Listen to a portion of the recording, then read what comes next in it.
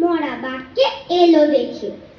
কেউ বলল আহা উহু, কেউ বলল বাঁচা গেছে। কদিন পরে বলল সবাই বাঘ মরেছে, বনে একটা রাজা তো চাই। কে তাহলে রাজা হবে? শিয়াল তখন চুপি চুপি মাথায় দিয়ে গাধার টুপি লাফিয়ে উঠে সিংহাসনে ডাকলো হুক্কা হুয়া রবে, বলল যে সেই রাজা হবে। ভালুক বলল এই গাধা, ওখান থেকে নাম এখনই, রাজা হব ফের যদি তোর মুখে শুনি একটি চড়াক কাটাবি, হুক্কা হুয়া ভুলেই যাবি। বাঘ নেই তো ভালুক আছি, বাঘের পরে আমার দাবি।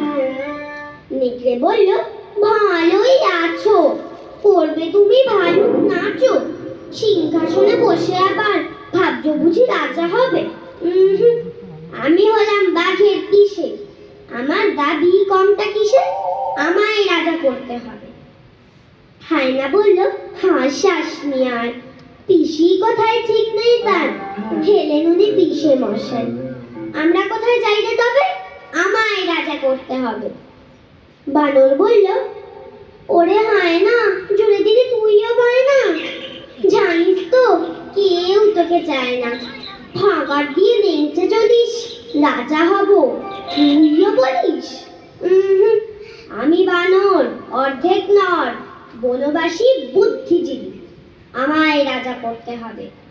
শুয়োর বলল বাদামি রাখ, গাছে আছিস গাছেতেই থাক, পেটটা যখন দেব চিরে সব বুদ্ধি বেরিয়ে যাবে, আমায় বেশি খাটাস নি রে, আমি যখন গো ধরেছি আমায় রাজা করতে হবে।